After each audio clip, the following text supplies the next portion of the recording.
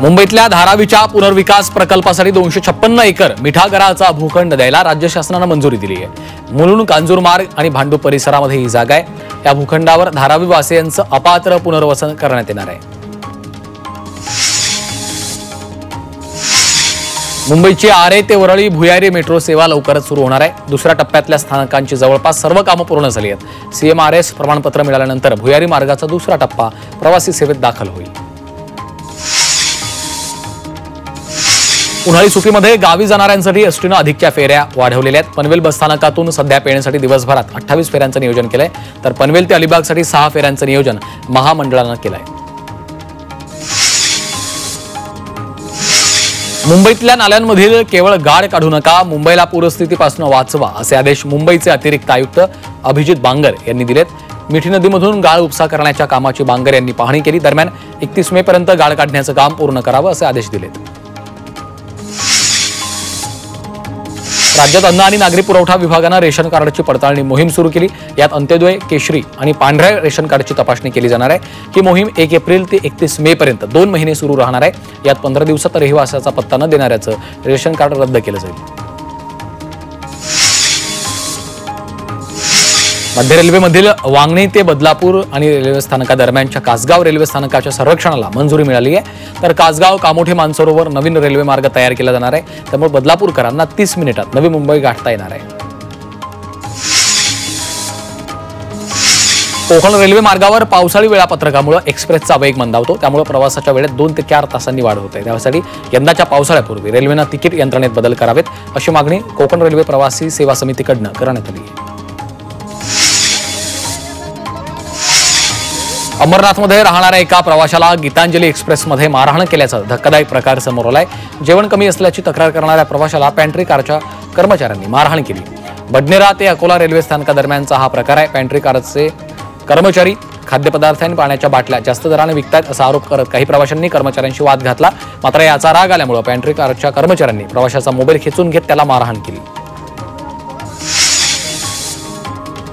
सोन्याच्या दरात उच्चांकी दरवाढ झाली आहे। सोनं 95,000 प्रतितोळा झालं। 2 दिवसात सोन्याच्या दरात तब्बल 3,000 वाढ झाली। अमेरिका चीनच्या टॅरिफ वादात सोन्याचे दर भडकलेत। मुंबईमध्ये कोस्टल रोडच्या दुसऱ्या टप्प्यासाठी कांदळवनातील 9,000 झाडं तोडली जाणार आहेत। त्याच्या बदल्यात पर्यावरणाची झालेली हानी चंद्रपूरमध्ये वृक्षारोपण करून भरून काढण्याचा अजब मार्ग काढण्यात आला। प्रस्तावाला केंद्रीय पर्यावरण, वन आणि हवामान बदल मंत्रालयानं मंजुरी दिली आहे। ठाण्यातील दातिवली तलावाच्या सुशोभीकरणाचं काम सुरू असताना नवीन बांधलेली भिंत कोसळली। त्यामुळे बाजूला उभ्या असलेल्या रिक्षा आणि दुचाकीचं नुकसान झालं। या कामात हलगर्जीपणा केल्यानं ही भिंत कोसळल्याचा आरोप करण्यात आला आहे। बदलापुरात कपड्यांना इस्त्री करणं, ड्राय क्लिनिंग करणं आणि धुलाई करण्याच्या किमतीत वाढ झाली। प्रत्येक कपड्यामागे 1 रुपयांची वाढ करण्यात आली। त्यामुळे कपड्यांना इस्त्री करणं महाग होणार आहे। तर 10 एप्रिलपासून ही दरवाढ लागू होणार आहे। कुळगाव लॉन्ड्री चालक मालक असोसिएशननं हा निर्णय घेतला आहे। मुंबई शहर आणि उपनगरात पार्किंगची समस्या दिवसेंदिवस गंभीर होते। त्यामुळे राज्य परिवहन विभागानं शहरासाठी प्रभावी पार्किंग धोरण तयार केलं। त्यासाठी क्रिझिल या संस्थेची नियुक्ती करण्यात आली आहे। येत्या 2 महिन्यात या संस्थेमार्फत विस्तृत अहवाल सादर केला जाणार आहे।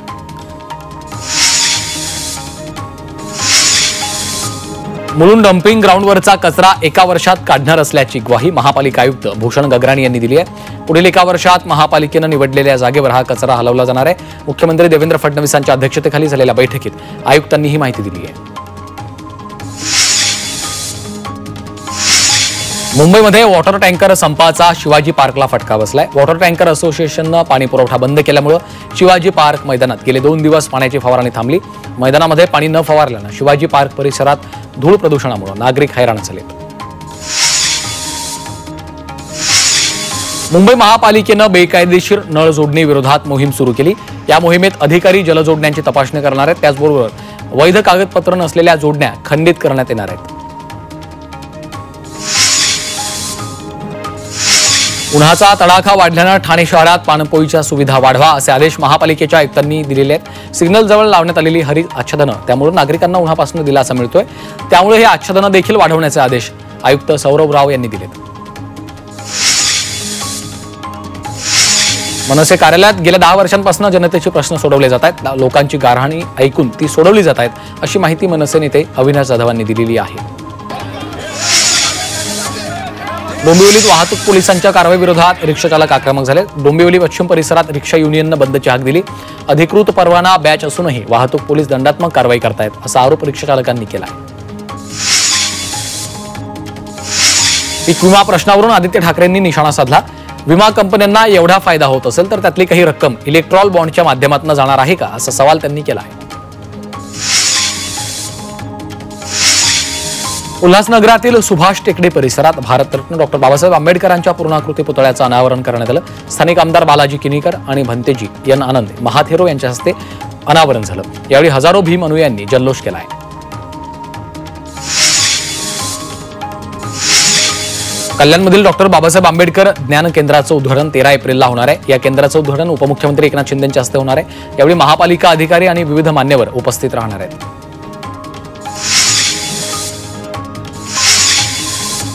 छावा चित्रपट व्हायरल करणाऱ्या आरोपीला अटक करण्यात आली आहे. सायबर पोलिसांनी छावा चित्रपट लिंकवरून बेकायदेशीररित्या उपलब्ध करून देणाऱ्या आरोपीला पुण्यात अटक केली. तर या आरोपीला न्यायालयानं 13 एप्रिलपर्यंत पोलीस कोठडी सुनावली आहे. तहूर राणाला मुंबईतल्या एका चौकात किंवा 26/11 हल्ला झालेल्या ठिकाणी फाशी द्यावी, अशी मागणी आदित्य ठाकरेंनी केली आहे. फाशी दिल्यामुळे आपण दहशतवाद्यांसोबत काय करतो हा संदेश जगाला जाईल, असं आदित्य ठाकरे यांनी म्हटलंय. केवायसी फसवणुकीमध्ये बॉलिवूडच्या सहाय्यक दिग्दर्शकानं 3.39 लाख रुपये गमावलेत. सायबर गुन्हेगारानं त्याच्या बँकेचे केवायसी अपडेट करण्याच्या बहाण्यानं फसवणूक केली आहे. चेतन देसाई असं या सहाय्यक दिग्दर्शकाचं नाव आहे. मुंबईच्या चेंबूरमध्ये गोळीबार केल्याप्रकरणी मुख्य आरोपीला अटक करण्यात आली आहे. 20 वर्षाच्या अफसर खानला मुंबईच्या धारावी परिसरातून ताब्यात घेण्यात आलं. आरोपीच्या गोळीबाराचं कारण अद्याप अस्पष्ट आहे. पोलीस तपास करत आहेत.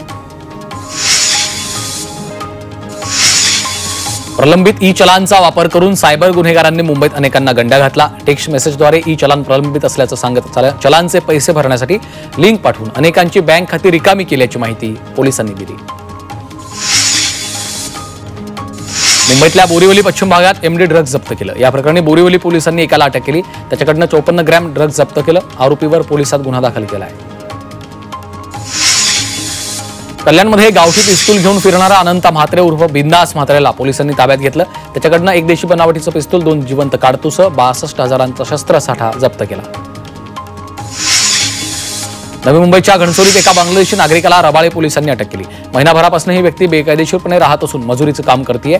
या प्रकरणी रबाळे पोलिसात गुन्हा दाखल केलाय. पोलीस तपास करतायत. कल्याणमधील खुणी गावात एका शेतकऱ्याच्या शेतातील वेताळेश्वर देवाची मूर्ती आणि 2 पितळी समया अज्ञात चोरट्यांनी चोरून नेले. या घटनेमुळे खळबळ उडाली आहे. या प्रकरणी मानपाडा पोलीस ठाण्यात गुन्हा दाखल केला आहे. नवी मुंबईत वाहतुकीचे नियम मोडणाऱ्या 5,000 चालकांचे गेल्या वर्षी परवाने रद्द केले. त्यानंतर जागोजागी बेशिस्त वाहन चालकांवर कारवाई केली जाते. यामुळे पुढच्या टप्प्यात अशा बेशिस्त चालकांचे परवाने कायमस्वरूपी रद्द करण्याची गरज भासत आहे. भिवंडीत फुटपाथवरील अतिक्रमणांवर प्रशासनानं धडक कारवाई केली. या कारवाईत अनेक टपऱ्या आणि दुकानं जमीनदोस्त करण्यात आली आहेत. त्याचबरोबर 86 अतिक्रमणं हटवत कारवाईमध्ये साहित्य जप्त केलं. विद्यार्थ्यांनी शिवी दिली तर त्यांच्या पालकांवर दंडात्मक कारवाई केली जाणार आहे. आमदार किसन कथोरे यांच्या संकल्पनेतून बदलापुरातील शाळांमध्ये शिवीमुक्त शाळा अभियान राबवलं जाणार आहे. विद्यार्थ्यांमध्ये शिस्त यावी यासाठी शाळांमध्ये कडक नियमावली तयार केली जाईल, अशी माहिती आमदार कथोरे यांनी दिली आहे. आणि जिल्ह्यात आरटीईच्या 7,000 विद्यार्थ्यांचे प्रवेश झाले. जिल्ह्यातील सर्व पंचायत समित्या आणि महानगरपालिका अंतर्गत एकूण 627 शाळांमध्ये 11,320 रिक्त जागा उपलब्ध आहेत. त्यापैकी उर्वरित दुसऱ्या प्रतीक्षा यादीत 955 विद्यार्थ्यांची प्रवेश प्रक्रिया सुरू झाली आहे. मुंबई महापालिकेच्या शिक्षण विभागामध्ये बोगस दिव्यांग शिक्षक शिक्षकेतर कर्मचारी नियुक्ती प्रकरणी दिव्यांग कर्मचाऱ्यांची फेरपडताळणी करण्याचे आदेश दिले होते. मात्र अद्याप फेरपडताळणी पूर्ण झाली नाहीये. त्यामुळे खऱ्या दिव्यांग कर्मचाऱ्यांवर अन्याय होत असल्याने नाराजी शिक्षक संघटनांनी व्यक्त केली. राज्यातल्या 1,06,000 शाळांनी शाळा मूल्यांकन प्रक्रिया सुरू केली आहे. मात्र यातील 1,800 शाळांनी ही प्रक्रिया अद्याप सुरूच केली नाहीये. त्यामुळे मूल्यांकनासाठी मुदतवाढ मिळेल का, असा प्रश्न शिक्षक उपस्थित करत आहेत. इंजिनिअरिंग, फार्मसी, कृषी आणि बी प्लॅनिंग अभ्यासक्रमासाठीच्या MHET CET या प्रवेश प्रक्रियेला सुरुवात झाली. तर पीसीबीची सीईटी परीक्षा 2 एप्रिलपासून सुरू झाली आहे। या परीक्षेच्या पहिल्याच दिवशी 43,000 विद्यार्थ्यांनी परीक्षा दिली।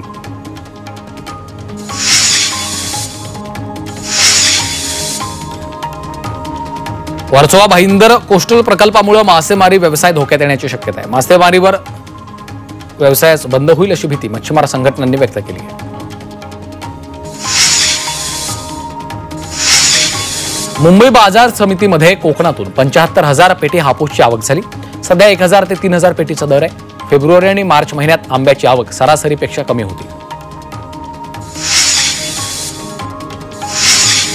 अंबरनाथमध्ये मोठ्या प्रमाणात फळांचा अनधिकृत बाजार भरवण्यात येतो, मात्र अद्याप अतिक्रमण विभागानं या अनधिकृत बाजारावर कोणतीही कारवाई केली नाहीये। त्यामुळे अधिकारी असतानाही कारवाई का होत नाही असा प्रश्न नागरिकांनी उपस्थित केला आहे।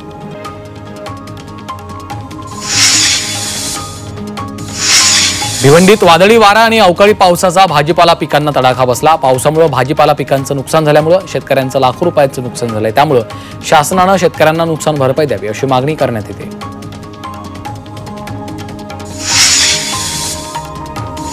नवी मुंबई कृषी उत्पन्न बाजार समितीनं उत्पन्न वाढीसाठी कारवाई सुरुवात केली आहे। यासाठी नवीन दक्षता पथक तयार करण्यात आलं। या दक्षता पथकानं गेल्या 10 दिवसात शेतमालाचा अनधिकृतपणे आयात करणाऱ्या आयातदारांवर कारवाई करून 11 लाखांचा दंड वसूल केलाय।